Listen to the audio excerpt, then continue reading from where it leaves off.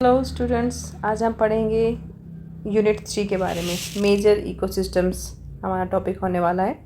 इसमें क्या क्या चीज़ें आपको पढ़ने के लिए मिलेंगी वो देख लेते हैं एक बार।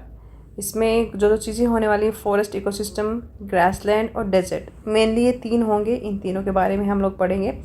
और जो फोर्थ है वो है एक्वेटिक इकोसिस्टम के बारे में। तो बेसिकली ये 4 हैं, इन्हीं के बारे में हम लोग पढ़ने वाले हैं। बट कुछ इसमें थोड़ा सा जो कुछ ब्रीफ में भी पढ़ने के लिए मिलेगा वो है हमारा fresh water ecosystem, lotic ecosystems, river वगैरह, और मरीन हो गया, और एस्चुअरीज हो गए। तो ये सारी चीज़ों के बारे में हम लोग यहाँ पर पढ़ने वाले हैं। ठीक है, सो चलो देख लेते हैं। सबसे पहले तो इंट्रोडक्शन के बारे में इसमें आप देख सकते हैं जो भी चीज़ें जो हम पहले ऑलरेडी पढ़ चुके हैं। 2 यूनिट जो हम पढ़ चुके हैं बेसिकली उन्हीं के बारे में बताया गया है इसमें। एंड जो इसमें बताया कि major terrestrial ecosystems include forest और ग्रासलैंड और डिजर्ट्स। ठीक है, ये होते हैं। बाकी जो इसमें जो थोड़ा सा इन्होंने ऐड किया है, लेक्स, रिवर और ओशंस, ठीक है, estuaries and wetland are collectively known as aquatic ecosystem. Wetland हो गया, वेटलैंड मतलब पानी से रिलेटेड जितनी भी जो चीज़ें होती हैं, जो जगह होती हैं, उनको इन्होंने एक्वेटिक इकोसिस्टम में इंक्लूड कर दिया है। So in this unit, we will discuss various types of terrestrial and aquatic ecosystems. Besides, you will also study about the importance, ठीक है, importance of forest, grassland और aquatic. इसके साथ साथ हम इस टॉपिक में या इस यूनिट में हम इन चीज़ों की ना इम्पोर्टेंस पढ़ने वाले हैं कि फॉरेस्ट की क्या इम्पोर्टेंस है हमारी लाइफ में, ग्रासलैंड क्या होते हैं और एक्वेटिक इकोसिस्टम क्या होते हैं, वो किस तरह से हमारे लाइफ को अफेक्ट करती हैं ये चीज़ें। ठीक है, ये हम देखने वाले हैं इसमें। तो सबसे पहला जो हमारा होगा वो है फॉरेस्ट इकोसिस्टम के बारे में हम पढ़ने वाले हैं। इकोसिस्टम में देखो क्या होता है कि अलग अलग तरह के जो फॉरेस्ट, या आप बोल सकते हो कि आप जो एक सिस्टम है जिसको पारिस्थितिकी वन तंत्र भी बोलते हैं जिसको हिंदी में, तो उसमें आपको पिक्चर से ही थोड़ा सा आइडिया हो रहा होगा कि कौन सी जगह पर किस तरह की नेचर पाई जाती है, किस तरह का एक फॉरेस्ट पाया जाता है, किस तरह के पेड़ पौधे या वहाँ की वनस्पति होती है। ठीक है, तो वो हम यहाँ पर इसमें थोड़ा सा देखने वाले हैं। तो सबसे पहले तो हमें पता होना चाहिए कि फॉरेस्ट इकोसिस्टम होता क्या है। देखो, जो फॉरेस्ट इकोसिस्टम है वो इसमें आप ये पढ़ेंगे कि ये एक कम्युनिटी होती है, या बोल सकते हो कि forest ecosystem is a community of living और नॉन लिविंग थिंग्स। ठीक है, और ये किस तरह से काम करती है, ये इट इंटरेक्ट करती हैं टू द ईच अदर। ठीक है, and it has also includes the main things which are plants, animals, microbes, soil हो गई, ठीक है, क्लाइमेट ऑफ द फॉरेस्ट हो गया, एयर हो गया, और वाटर। ये सारी चीज़ों का आपने इसमें ध्यान रखना है। इसमें देख लेते हैं। The word forest is derived from the Latin word forest. Forest से बना है फॉरेस्ट। इसका मतलब होता है कि the reference being to village boundary fence that must have include all uncultivated and uninhabited land. Today, a forest is any land managed for the diverse purpose of forestry. ठीक है, whether covered with trees, tree से ढका हुआ, shrubs जो झाड़ियाँ होती है, and climbers क्या होते हैं, जो क्लाइंब करते हैं, जैसे बेल होती है। ठीक है, और not. The forest ecosystem includes a complex assemblage of different kinds of biotic communities. Biotic और non-biotic हम already पढ़ चुके हैं. So the nature of soil, climate and local topography determine the distribution of trees and their abundance in the forest vegetation. ठीक है, अब हम थोड़ा सा इसको नीचे यहाँ पर लेके आएंगे तो यहाँ पर जो इसको डिफ्रेंशिएट किया गया है ना, यहाँ पर ये इनको अलग अलग पार्ट्स में इन्होंने बांट दिया है। कॉनिफेरस फॉरेस्ट हो गया, टेम्परेट डेसिडियस फॉरेस्ट हो गया। तो ये अलग अलग तरह के फॉरेस्ट में इन्होंने बांट दिया है फॉरेस्ट इकोसिस्टम को। तो उसमें थोड़ा सा आपको देखना पड़ेगा, और इसमें से ही आपका क्वेश्चन बन जाता है कि अगर मान लीजिए डिफरेंट फॉरेस्ट पर आपसे पूछ लिया जाता है कि इसका क्या मतलब है, या फिर टेम्परेट डेसिडियस फॉरेस्ट का क्या मतलब है, उसमें आपको 4 ऑप्शन दिए जाएंगे 1 2 3 करके। उसमें से आपको एक सिलेक्ट करना है, ये आप ऑलरेडी जानते हो। ठीक है, इसमें देख लेते हैं कॉनिफेरस फॉरेस्ट क्या होते हैं। Cold region with high rainfall and strongly seasonal climate with long winters and Fairlie short summers. ठीक है, ये एक तरह से इसकी ना डेफिनेशन दे दिया है इन्होंने कि कोल्ड रीजन होता है जहाँ पर हाईली रेनफॉल होता है, और strongly seasonal climate, seasonal climate जो है वो ज़्यादा लंबा चलता है जैसे लॉन्ग विंटर्स और फेयरली शॉर्ट समर्स। इसमें होता क्या है कि जो सर्दियाँ होती है वो ज़्यादा लंबी होती है, सर्दियों के दिन ज़्यादा होते हैं, और जो समर्स होती हैं वो छोटे होते हैं। ठीक है, characterized by boreal coniferous forest which is at a transcontinental. ठीक है, ट्रांसकॉन्टिनेंटल क्या होता है? तो ट्रांसकॉन्टिनेंटल का मतलब होता है कि when something goes from one side of a continent to the other side of the continent. ठीक है, इसको बोलते हैं ट्रांसकॉन्टिनेंटल।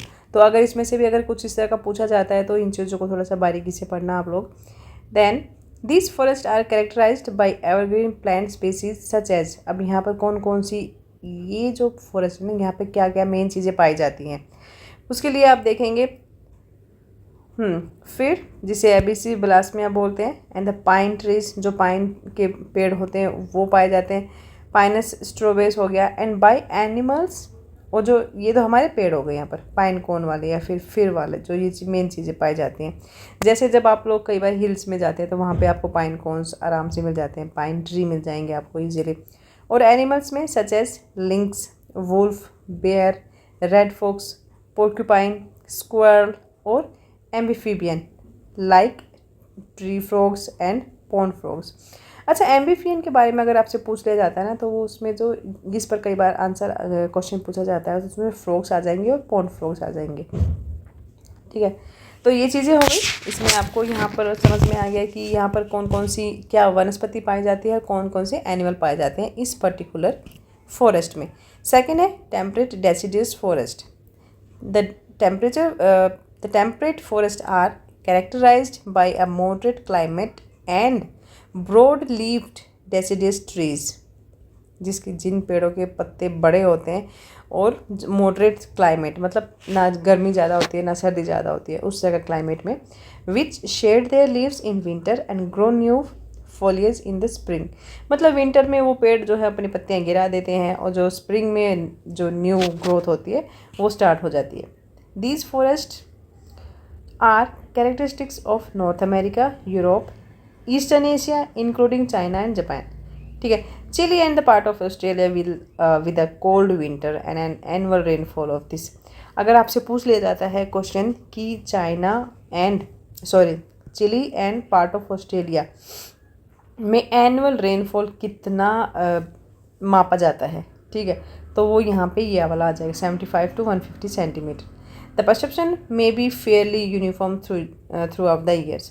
ठीक है, तो ये हम पढ़ लेंगे यहाँ पर। इसके बाद जो थर्ड आता है वो आपका, चलिए इसमें भी वही हो जाएगा, जो वनस्पति हो गए, पेड़ पौधे, कौन कौन से एनिमल्स यहाँ पर पाए जाते हैं, deer, bear, squirrel, grey foxes, bobcats and wild turkey and woodpeckers. ठीक है, तो ये चीज़ें ना आपको याद रखनी पड़ेंगी। कई बार पूछ लिया जाता है कि पर्टिकुलर किसी भी फॉरेस्ट में या इकोसिस्टम में कौन कौन से एनिमल्स पाए जाते हैं, या फिर कौन सी बोल सकते हैं आप पेड़ पौधों के बारे में पूछा जा सकता है आपसे। ठीक है, ठीक है। टेम्परेट एवरग्रीन फॉरेस्ट, एवरग्रीन ये तो नाम से ही लग रहा है, एवरग्रीन मीन्स वो फॉरेस्ट जो हमेशा ही हरे भरे रहते हैं पेड़ पौधों से। ठीक है, so many parts of the world have a Mediterranean type of climate which is characterized by warm, dry summer and cool, moist winters. ठीक है, these are commonly inhabited by low evergreen trees having needle-like और broad leaves. यहाँ पर जो leaves होती हैं ना, trees की leaves होती हैं, वो क्या होता है कि needle-like मतलब नुकीली पत्तियाँ होती हैं, बड़े पत्ते होते हैं बट नुकीली। These includes like hemlock, yew और maple। जो maple अगर आपने वो पत्ते देखे होंगे, ठीक है, तो उसमें आपको मिल जाएगा, आप देख पाओगे कि क्या इसका मतलब क्या है, नीडल लाइक क्या होता है। ठीक है, श्रब्स में range up to 3 to 5 mm in height. जो झाड़ियाँ होती है वो 3 से 4 सेंटीमीटर की हाइट होती है उनकी। The characteristics animal of temperature evergreen woodland chaparral are mule, deer, brush rabbit, wood rat और चिपमंक एंड लिजर्ड्स। ठीक है, ये हर एक फॉरेस्ट में जो भी उनकी क्या खासियत है, आपको वो चीज़ ध्यान में रखनी है बस, ठीक है। टेम्परेट रेन फॉरेस्ट, इनके बारे में, the temperate rain forest are colder than any other rain forest and exhibit a marked seasonability with regard to temperature and rainfall. Rainfall का मतलब है तो जब इसमें रेन फॉरेस्ट ही आ गया तो फिर आप समझ ही सकते हो इसको। या हम कहाँ पर थे, रेन फॉरेस्ट में, ठीक है। तो रेन फॉरेस्ट क्या होता है, the temperate rain forest are colder than any other rain forest and exhibit a marked seasonality with regard to temperature and rainfall, ठीक है। जो अदर फॉरेस्ट से ज़्यादा ये कोल्डर होते हैं, और जितने भी जो सीजनेबिलिटी के अकॉर्डिंग इनका जो टेम्परेचर होता है, जो रेनफॉल होती है, वो इनका जो कोल्डनेस कह लो, या फिर वहाँ का जो एरिया, जो टेम्परेचर वो ठंडा क्यों रहता है, वो ये चीज़ें डिसाइड करती है। रेनफॉल इज़ हाई, अब यहाँ बताया जा रहा है कि रेन फॉरेस्ट होते हैं वहाँ पर जो रेनफॉल होती है वो ज़्यादा होती है, but fog may be very heavy which may actually represent a more important source of water than rainfall itself. कि रेन तो होती है इस एरिया में ज़्यादा, बट उसके साथ साथ हैवी डेंस फॉग भी होती है, जो रेनफॉल से भी ज़्यादा इम्पोर्टेंट हो जाती है as a water source. The diversity of plant and animals is much low as compared to other warmer counterparts. But ये जो एरिया है ना रेन फॉरेस्ट वाला, यहाँ पर जो प्लांट्स होते हैं और एनिमल्स ये इतने ज़्यादा नहीं पाए जाते जितने कि अदर काउंटर पार्ट्स जो होते हैं, जो गर्म एरियाज़ में पाए जाते हैं, तो यहाँ पर वो कम होते हैं। यहाँ पे इन्होंने बताया नहीं है, but it's okay. Then tropical rain forest. Tropical rain forest क्या होते हैं, tropical rain forest occur near an equator, ठीक है। इक्वेटर जो होता है उसके नियर होती है, close to the equator, and are among the most diverse communities on the earth. Both temperature and humidity remain high and more और less uniform. जो टेम्परेचर होता है ट्रॉपिकल्स में, वहाँ पर ह्यूमिडिटी जो है वो हाई और लेस दोनों तरीके से पाई जाती है। ह्यूमिडिटी वैसे ज़्यादा होती है यहाँ पर। The annual rainfall exceed 200 centimetre and is generally distributed through out the year. पूरे साल होती है, और मैक्सिमम इसकी जो बारिश का जो रेनफॉल जो होती है वो जो मिनिमम जो होता है वो 200 सेंटीमीटर इसको मापा गया है। तो अगर मान लीजिए ट्रॉपिकल रेन फॉरेस्ट पर आंसर आता है, क्वेश्चन आता है कि ट्रॉपिकल रेन फॉरेस्ट में जो रेन होती है वो कितने सेंटीमीटर मैक्सिमम तक होती है, अगर इस तरह का कोई क्वेश्चन आता है तो आपको 200 सेंटीमीटर पर टिक कर देना है, ठीक है। The common vertebrates of tropical rain forest are the arboreal, amphibian, ठीक है, aquatic reptiles, chameleons, agamids, geckos and many species of snakes. Snakes की भी स्पीसीज़ पाई जाती हैं यहाँ पर, और बर्ड्स की भी डिफरेंट स्पीसीज़ पाई जाती हैं, and a variety of mammal. Mammal क्या होते हैं, मैमल वो होते हैं जो जैसे दो तरह के जानवर होते हैं, एक तो मैमल होते हैं, एक बर्ड्स होते हैं। बर्ड्स में क्या होता है, वो एग देते हैं, ठीक है, एग में से बच्चे होते हैं उनके, बट मैमल जो है वो जैसे काऊ, ठीक है, बुफेलो हो गए और अदर एनिमल्स हो गए, ये सारे मैमल्स में काउंट होते हैं, ठीक है। लेपर्ड हो गया, jungle cats, anteaters, giant flying squirrels, monkeys and sloths, ये हैं ये मैमल्स बताए गए हैं जो इस एरिया में ट्रॉपिकल रेन फॉरेस्ट में मोस्टली पाए जाते हैं, ठीक है। तो ऐसे ही हम यहाँ पर ट्रॉपिकल सीजनल फॉरेस्ट पढ़ेंगे एंड सब ट्रॉपिकल रेन फॉरेस्ट पढ़ेंगे। तो ट्रॉपिकल जो सीजनल फॉरेस्ट है, तो ट्रॉपिकल सीजनल फॉरेस्ट क्या होते हैं, इसको हिंदी में हम बोलेंगे उष्णकटिबंधीय मौसमी वन, ठीक है। तो जिन्हें हम ये भी बोलते हैं कि मॉनसून या फिर नम पर्णपाती भी जिसको बोलते हैं हिंदी में, वो वन भी इनको बोला जाता है। एक यहाँ पर ना एक अलग तरह का जो ड्राई वेदर, और जो एक कई बार सीजनल या फिर इसको बोल सकते हैं आप सदाबहार, ठीक है, सदाबहार जो पेड़ हो गए, पत्तियाँ हो गई, जो पर्णपाती वन, या फिर इसको मैं थोड़ा इंग्लिश में बात कर लेते हैं कि वे total annual rainfall is very high यहाँ पर होता है, बट जो segregated into pronounced wet and dry periods, ठीक है। जो शुष्क मौसम और जो नम पर्णपाती वन भी इसको बोलते हैं हिंदी में, In exceedingly wet tropical seasonal forest, commonly known as monsoon forest, मौसमी वन, मानसून वन, ठीक है, मानसून वन भी बोला जाता है. The annual precipitation may be several times that of the tropical rain forest. Teak, अब यहाँ पर जो पेड़ बताए जा रहे हैं, teak is often a major large tree in the best non tropical seasonal forest of India. अगर आपसे क्वेश्चन पूछा जाता है कि ट्रॉपिकल सीजन फॉरेस्ट में या फिर साउथ ईस्ट एशिया में कौन सा जो ट्री है जो सबसे ज़्यादा संख्या में पाया जाता है, तो आपको टीक बताना है. Bamboo is also an important climax shrub in these areas. Teak तो सबसे ऊपर रहेगा, आपको ये इसको याद रखना है. इसके अलावा सेकेंड ऑप्शन बैम्बू आ जाएगा. देन सब ट्रॉपिकल रेन फॉरेस्ट, ये हमने ट्रॉपिकल देख लिया, अब सब ट्रॉपिकल देख लेते हैं. In regions of fairly high rainfall but less temperature, कि रेनफॉल तो हाई होती है यहाँ पर, बट जो टेम्परेचर होता है वो लेस होता है. एंड बिटवीन विंटर और समर, ठीक है, समर और जो विंटर होती है उस वेदर में थोड़ा सा यहाँ पर डिफ्रेंशिएट बताया जा रहा है. Broad leaved evergreen sub tropical forest is found. Broad leaf क्या होता है? बड़ी पत्तियाँ. एवरग्रीन मतलब सदाबहार, ठीक है. ट्रॉपिकल फॉरेस्ट पर्णपाती वन जिसको हम बोलते हैं, वो यहाँ पर पाए जाते हैं. The vegetation includes mahogany, palms, oak, magnolias and tamarind. ये चीज़ें यहाँ पर पाई जाती हैं. All laden with epiphytes of pineapple and orchid families. ये जो पाइनएप्पल और ऑर्किड फैमिलीज से रिलेटेड जितने भी या इनकी जो स्पीसीज़ होती हैं वो मेनली यहाँ पर पाई जाती हैं. फर्न, वाइन्स और strangler figs and animal life of sub tropical forest is very similar to that of tropical rain forest. मतलब लगभग इसी के सिमिलर यहाँ पर चीज़ें पाई जाती हैं. अब है कि इम्पोर्टेंस ऑफ फॉरेस्ट, कि फॉरेस्ट की क्या इम्पोर्टेंस है हमारी लाइफ में, क्या ज़रूरत है हमें फॉरेस्ट की, क्यों चाहिए हमें, ठीक है. For humans forest have been a source of multiple products, services and recreation and basis of the development of culture and civilization. ठीक है जी, कि जो हम ह्यूमन्स हैं हमारे लिए फॉरेस्ट बहुत इंपॉर्टेंस रखते हैं. क्यों? क्योंकि फॉरेस्ट से हमें मल्टीपल प्रोडक्ट्स मिलते हैं. सर्विसेज क्या होती है? सर्विसेज का मतलब होता है कि जैसे जो फॉरेस्ट होते हैं हमें वेजिटेबल मिलती है, प्लांट्स मिलते हैं, ऑक्सीजन मिलती है, ठीक है. तो apart from the source of fuel food they provide raw material to various wood industries.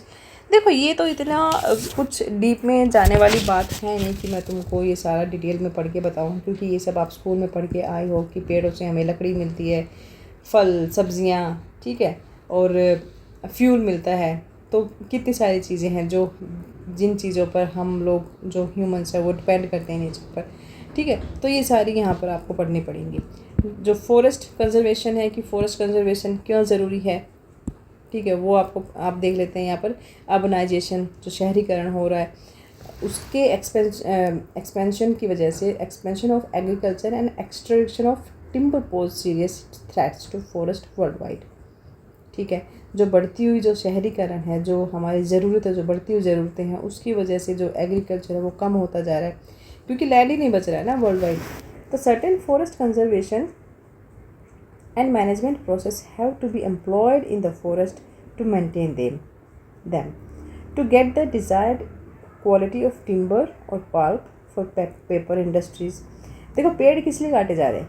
Mainly paper बनाने के लिए, पेपर इंडस्ट्री के लिए, ठीक है. Monoculture forest of fast growing trees such as poplars and certain conifers and eucalyptus have been cultivated by human. जो जितने भी ये जो चीज़ें बताई जा रही हैं यहाँ पर, जैसे पॉपुलर्स हो गए, सर्टेन कॉनिफर्स हो गए, यूकलिप्टस, ये सारी चीज़ें कल्टीवेट काट दी गई हैं हम ह्यूमंस की वजह से. मतलब उस ह्यूमन ने अपने यूज़ के लिए इन चीज़ों को एक तरह से एक्सप्लॉइट ही किया है. So existing forest are strongly manipulated in order to increase the yield of desired benefits. बिल्कुल सही बात है. It includes weeding. वीडिंग क्या होता है? The elimination of species which might compete with the seedings of the desired species, उसको बोलते हैं वीडिंग. या forest management also include the controlling of forest fire and silviculture is a branch of forestry which is concerned with the establishment, development, care and reproduction of monocultures of valuable timber trees such as teak, sal, sheesham and केल। ठीक है, तो ये हो गया हमारा forest conservation कि क्यों ज़रूरी है, क्यों करना चाहिए हमें कंजर्व, और फॉरेस्ट कंजर्वेशन होता क्यों है, क्या ज़रूरत पड़ गई हमें करने की, तो ये यहाँ पर आपको पढ़ना है। फिर यहाँ पर ये कुछ क्वेश्चंस दिए हुए हैं, ये आपको अपने आप करने पड़ेंगे। Fill the blanks, the complete of following sentence. The forest biomes comprise a complex assemblage of different kinds of, क्या क्या आता है ये आप अपने आप करके देखना, नहीं आता है तो फिर हम कमेंट बॉक्स में बात कर सकते हैं। ठीक है, ये ट्रॉपिकल के बारे में हमने अभी पढ़ा है, ये सारे आपको फिल करने हैं। What are the direct and indirect services provided by forest to us. देखो, फॉरेस्ट से हमें डायरेक्ट और इनडायरेक्ट क्या चीज़ें मिलती हैं। डायरेक्टली तो हमें क्या मिलता है, लकड़ी, ठीक है, वनस्पति, पेड़ पौधे, सब्जियां, फल, ये मिलती हैं। और इनडायरेक्ट क्या होता है, इनडायरेक्ट होता है जैसे ऑक्सीजन, ठीक है, हमें दिख रही, हमें डायरेक्ट नहीं मिल रही ना। हम जैसे जब पेड़ पौधों को जब हम जो सनलाइट का जो पूरा एक प्रोसीजर होता है, जैसे जिस तरह से पेड़ पौधे बड़े होते हैं, ठीक है, तो हम क्या प्रोवाइड करवाते हैं, जो कार्बन डाइऑक्साइड जो पेड़ पौधे एक्सेप्ट करते हैं, उसके बाद ऑक्सीजन प्रोवाइड करवाते हैं हम लोगों को। तो इसमें ये दोनों चीज़ें आ जाएंगी। Write the major difference between temperate deciduous forest and temperate evergreen forest, इन दोनों के बारे में आपको डिफरेंस बताने हैं। ठीक है, ये हो गया हमारे यहाँ पे। फिर ग्रासलैंड इकोसिस्टम आ जाता है। ग्रासलैंड इकोसिस्टम क्या होता है, यहाँ तो आपको यहाँ नाम से ही समझ में आ रहा होगा ग्रासलैंड क्या होता है। तो grassland ecosystem is found where rainfall is about, देखो अगर ग्रासलैंड पे क्वेश्चन आ जाता है ना कि वहाँ पर कितनी बारिश होती है, उस एरिया में 25 to 75 सेंटीमीटर पर ईयर होती है। Not enough to support forest, हाँ बिल्कुल ठीक बात है, इतनी सी बारिश होगी तो वो मतलब this kind of centimeter of rain is not enough to support any forest, but more than that of a true desert के लिए ठीक है। typical grassland are vegetation formation that are generally found in temperate climates, ठीक है।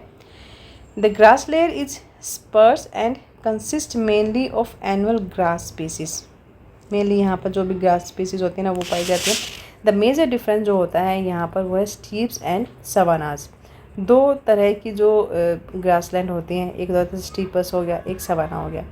That all the forage in the steppes is provided only during the brief wet season, whereas in the savanna forage is largely from grasses that not only grow during the wet season but also have a smaller amount of regrowth in the dry season। ठीक है जी, ये आपको पढ़ना है। इसमें economic importance आ जाएगा, एक तो इकोनॉमिक इम्पोर्टेंस क्यों ज़रूरी है इस चीज़ के लिए, ये हम पढ़ लेंगे, आप पढ़ोगे मतलब, ठीक है। फिर अगर चाहो तो ये दो क्वेश्चंस यहाँ पर आए हुए हैं, ये आप लोग ट्राई कर लिया करो सोल्व करने का, क्योंकि यहीं से ना आपके क्वेश्चन बनते हैं। तो साथ साथ अगर ये करते रहोगे तो इस आपकी ना जो एग्ज़ाम फाइनल एग्ज़ाम होंगे उसकी भी आपकी प्रिपरेशन इसके साथ ही हो जाएगी।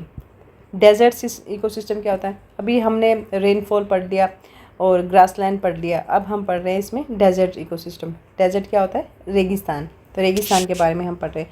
That deserts are formed in regions with less 25 centimetre, जहाँ पर वो एरिया जहाँ पर 25 सेंटीमीटर से भी कम बारिश होती है, ठीक है। और sometimes it not hot regions where there is more rainfall but unevenly distributed, but एक ऐसी जगह, ऐसा क्षेत्र जहाँ पर 25 से भी कम बारिश होती है, बट नहीं ज़्यादा होती है, बट वो जो डिस्ट्रीब्यूट कुछ इस तरह से हो जाती है कि वो जो पर्टिकुलर एरिया होता है उसको उस चीज़ का बेनिफिट नहीं मिल पाता है।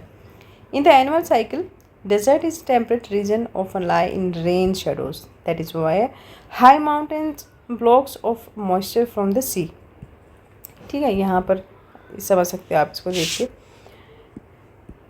ये डेजर्ट के बारे में हम यहाँ पर पढ़ने वाले हैं। यहाँ पर कौन कौन से एनिमल मिलेंगे, एनिमल सच एज रेप्टाइल्स, जितने भी डेजर्ट्स होते हैं ना वहाँ पर आपको रेप्टाइल्स ही मिलेंगे मोस्टली, क्योंकि वो ही सर्वाइव कर पाते हैं, because they dive into the sand, जो रेत होती है ना उसके अंदर रहते हैं। फ्रॉग हो गए, स्नेक्स हो गए, लिजर्ड्स हो गए, ये सारी आपको डेजर्ट एरिया में ही मिलेंगी, ठीक है।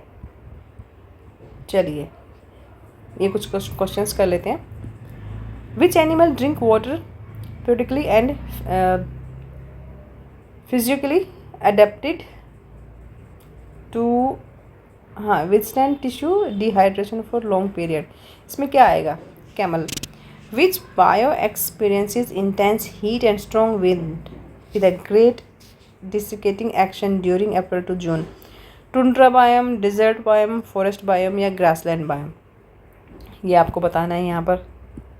ओके सो आप यहाँ पे आंसर होगा आपका डेजर्ट बायोम।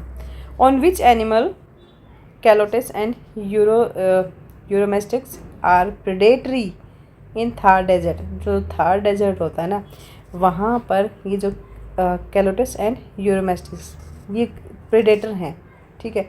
तो ये क्या खाते हैं वहाँ पर, किस चीज़ को खाते हैं, मतलब प्रेडेटर हो गए ना, ये किस चीज़ के लिए मतलब माने जाते हैं ये। तो यहाँ पर आ गया डेजर्ट लोकस, ठीक है, लोकट्स आ जाएगा। नेक्स्ट है आपका एक्वेटिक इकोसिस्टम। एक्वेटिक नाम से ही समझ में आ रहा है कि ये सी की बात करें हम, समुद्री जो वन्य जीव हैं उनके बारे में यहाँ पर बात हो रही है। या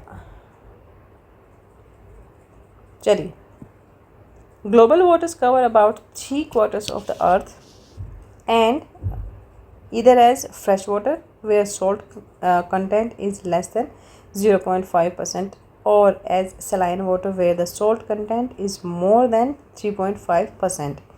ठीक है, एक्वेटिक ऑर्गेनिज्म के बारे में हम देखेंगे यहाँ पर। तो सबसे पहले तो आप ये देख लो कि इसमें जो लेवल्स बताए गए हैं वो है आपका न्यूस्टन, पेरिफाइटन, प्लैंकटन, ठीक है, नेक्टर्न और बेंथोस।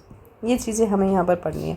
तो यहाँ पर जो सी लेवल है, जो इसके बारे में जो हम पढ़ने वाले हैं, इसमें क्यों ज़रूरी है ये और क्या क्या आप यहाँ पर पढ़ने वाले हैं। सो फर्स्ट है आपका न्यूस्टन। न्यूस्टन क्या होता है? These are unattached organism which live at the air water interface such as floating plants and several types of animals। जैसे ये जो फ्लोटिंग एनिमल्स होते हैं ना, जो ये ऊपर ऊपर तैर रहे होते हैं, इनके बारे में बात हो रही है, ठीक है। Some spend most of their life on top of the air water interface such as water striders while others spend most of their time just beneath। कुछ यहाँ पर होते हैं, ठीक है, the air water interface and obtain most of their food with the water।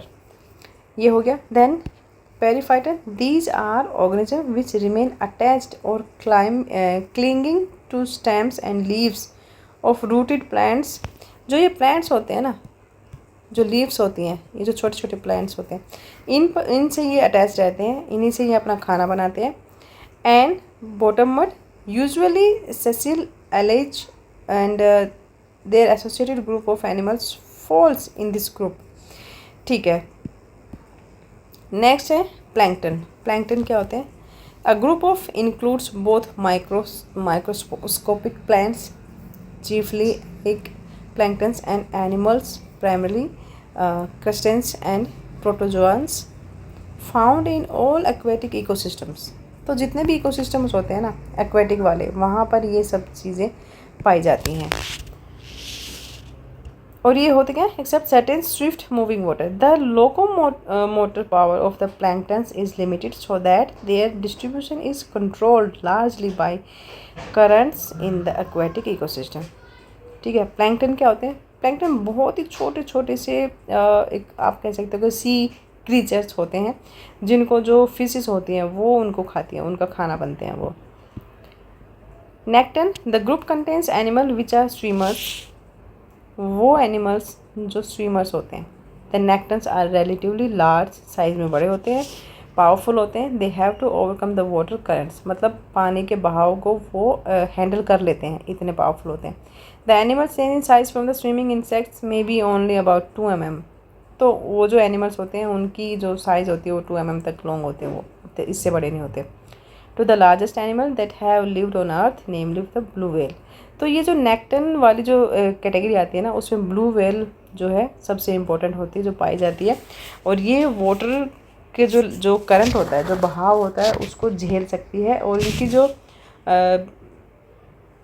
हाँ, ये largest animal अगर आपसे पूछा जाएगा कि नेक्टन या फिर सी इकोसिस्टम में जो कौन सा एनिमल होगा जो इस ग्रुप में अगर आपसे पूछा जाता है तो वो फिर ब्लू व्हेल आ जाएगा। ये हमेशा पूछा जाता है, ब्लू व्हेल पे क्वेश्चन आता ही है। फिर है benthos. The benthos of the benthic organisms are those found living in और on the bottom of benthic region of the water mass. ठीक है। They exhibit a variety of adaptations to the environment since the bottom is a more heterogeneous habitat than either the open water of the surface. Benthos में क्या क्या आते हैं? Crabs, lobsters और sponges पे एक कार्टून भी आता था ना, स्पॉन्ज करके कुछ नाम था, बड़ा अच्छा था। उसमें ये सारे के सारे आपको एनिमल्स मिल जाएंगे, जिसमें प्लैंकटन भी है, क्रैब्स, लॉबस्टर, ये सारे मिल जाएंगे। अगर मौका मिले तो एक बार देखना, ये पूरा जो एक्वेटिक इकोसिस्टम है ना वो पूरा क्लियर हो जाएगा तुम्हारा। चलिए, ये कुछ क्वेश्चंस दे रखे हैं यहाँ पर, आपको मैच करने हैं कॉलम ए को कॉलम बी से। ठीक है, खुद करके देखना, प्रैक्टिस करना। नहीं समझ में आता है तो हम बात कर लेंगे। इसके बाद आता है फ्रेश वाटर इकोसिस्टम या fresh water ecosystem. Fresh water ecosystem क्या होता है? जो मीठे पानी का जो इकोसिस्टम होता है ना, वहाँ पर जो कम मॉइस्चर वाली जो निकाय होती हैं, जो कम्युनिटीज़ होती हैं, उन चीज़ों को ये दर्शाता है फ्रेश वाटर इकोसिस्टम। वहाँ पर मेनली क्या क्या होती हैं? झीलें हो गई आपकी, नदियाँ, तालाब और आर्द्रता जिसको बोलते हैं। ठीक है, और कुछ ऐसी मछलियाँ होती हैं, पक्षी और कुछ मैमल्स होते हैं जो अलग अलग तरह से अपने जीवन को मतलब उनका पोषण करते हैं। जो इकोसिस्टम होता है, जो मीठे पानी का जो इकोसिस्टम होता है, वहाँ पर वो जो इकोसिस्टम है वो मानव मतलब ह्यूमन और एनिमल्स के एग्जिस्टेंस के लिए बहुत इम्पोर्टेंट है। क्यों? क्योंकि ये हमारी जल, भोजन और हमारे आवास, रहन सहन को जिसको बोलते हैं ना, उन चीज़ों को ये हमें प्रोवाइड करवाते हैं। अच्छा, इसमें क्या क्या शामिल हैं? इसमें आपकी जैसे झीलें आ गई, नदियाँ, तालाब, झरने और जो दलदली भूमि होती है, वो सारी चीज़ें इसमें शामिल हो जाती हैं। इनको हम अलग अलग किस टाइप पर हम करेंगे, मतलब इनका वर्गीकरण कैसे किया जाता है? तो इसका वर्गीकरण में हम देखते हैं कि टेम्परेचर हो गया और जो सन रेज हो गई और जितनी भी नेचर है, वनस्पति है और जितने भी पोषक तत्व हैं, उसके बेस पर ही हम इन चीज़ों का वर्गीकरण कर देते हैं। ठीक है, कितनी तरह की चीज़ें होती हैं यहाँ पर लैंटिक हो गया और लोटिक, दो मतलब एक तो स्थिर जल हो गया, एक दूसरा बहता हुआ जल हो गया। इन चीज़ों को यहाँ पर मेनली बताया गया है। अच्छा, इन चीज़ों के हमें फ़ायदे क्या है, क्यों पढ़ना चाहिए, हमारे लिए क्यों ज़रूरी है? तो जो पीने का पानी हो गया, भोजन की व्यवस्था हो गई, आवास, रहने की सुविधाएं उपलब्ध कराती हैं ये चीज़ें, और जलवायु को भी एक तरह से मेंटेन रखती हैं। ठीक है, फिर बट इन सारी चीज़ों के अलावा भी जो सबसे इम्पोर्टेंट जो डेंजर्स इनको फेस करने पड़ते हैं वो हैं पोल्यूशन हो गया, जो नदियों का जो पानी सूखने लगा है वो हो गया, और जो आवास की व्यवस्था मतलब रहने के लिए जो जगह होती हैं उन जगहों का कम पड़ जाना लोगों के लिए, क्योंकि ह्यूमंस के लिए।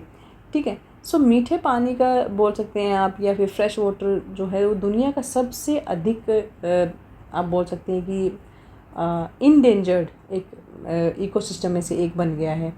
क्यों? क्योंकि जो मीठे पानी के जो पारिस्थितिकी तंत्र बोलते हैं जिसको हम हिंदी में, वो मानव और पशु इनके अस्तित्व के लिए इम्पोर्टेंट है, बट हम उन्हें बचाने में हेल्प कर सकते हैं। कैसे करेंगे? जैसे हम पानी को जो थोड़ा इंटेलिजेंटली उसका यूज़ करें, उसका थोड़ा सा प्रबंध करके रखें, प्रदूषण को कम करें, और जो आवास हैं उनकी सुरक्षा करना, जितनी भी जैव विविधताएं हमारे देश में हैं उसको संरक्षित करना, और जो हमारी कृषि है, सबसे इम्पोर्टेंट जो है कृषि, उसको समर्थन देना, उसको सपोर्ट करना।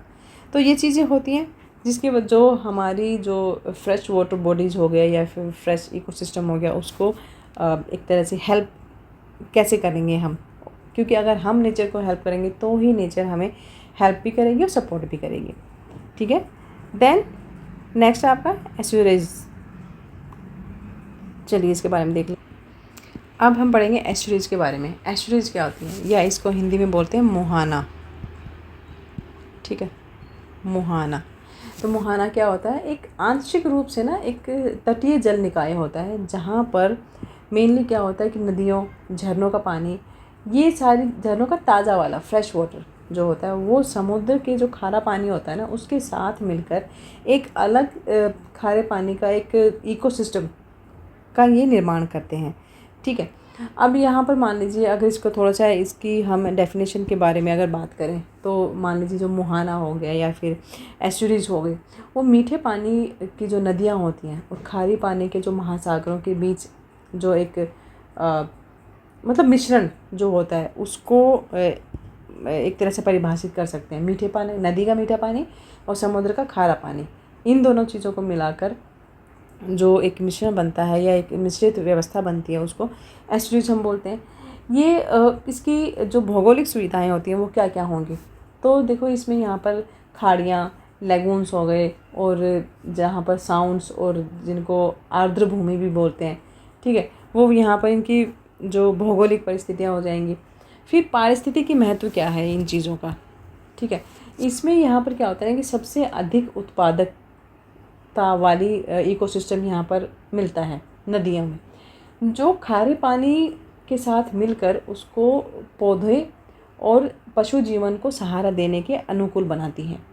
फिर आवास विविधता, ठीक है, आवास विविधता में क्या आएगा कि जो अलग अलग तरह के आवास शामिल होते हैं, जिसमें उथले खुला पानी हो गया, दलदली भूमि हो गई, कीचड़, समुद्री घास की जो क्यारियाँ होती हैं वो यहाँ पर शामिल होती हैं आवास में। आवासीय विविधता बताएंगे आप। फिर आप बताएंगे कि इसका महत्व क्या है, क्या महत्व है एस्चुरीज का। तो देखो जो तटीय परिस्थितियाँ जो एक तंत्र होता है ना उसमें सबसे इम्पोर्टेंट रोल जो होता है वो नदियों का होता है, जो अनेक प्रजातियों के लिए क्या करती हैं, आवास की व्यवस्था करती हैं, जो प्रदूषण है उसको कम करती हैं, और जितनी भी तटरेखाएँ होती हैं ना उनसे जब वो कटाव को, ठीक है, जो भूमि कटाव होता है उससे इनको बचाती हैं। बट जो मानवीय प्रभाव है, मानवीय प्रभाव का मतलब हो गया कि जो ह्यूमन इंटरफेरेंस है वो क्या है, तो जितनी भी समुद्री नदियाँ होती हैं वो मानवीय गतिविधियों के लिए तो इम्पोर्टेंट है ही, जिसमें क्या क्या होता है, मछली पकड़ना भी इसको बोलते हैं हम, नौका वहन हो गया, और मतलब लोग एंटरटेनमेंट के लिए भी ये चीज़ें करते हैं। तो इससे होता क्या है ना कि जो जितनी भी शहरी, अर्बन और जो औद्योगिक क्षेत्र के निकट ये सारी चीज़ें जो हैं मेनली वहीं पर पाई जाती हैं। तो ये यहाँ पर हमारा क्वेश्चन हो जाता है। इसके बाद यहाँ पर थोड़ा सा अगर जब पूरा अगर नहीं पढ़ना है तो समरी भी आप लोग ट्राई कर सकते हो, उसमें भी आपको आइडिया हो जाएगा कि हमने क्या पढ़ा है। ये पूरा समरी है। फिर इसमें कुछ क्वेश्चंस दिए हुए हैं यहाँ पर, ये आप ट्राई करना है इनको करने की, ठीक है। तो ये हमारा यूनिट 3 कंप्लीट हो जाती है, ठीक है। चलो इसको आप लोग पढ़ना ज़रूर, और अगर कुछ समझ में नहीं आता है तो हम कमेंट बॉक्स में बात कर लेंगे, ठीक है।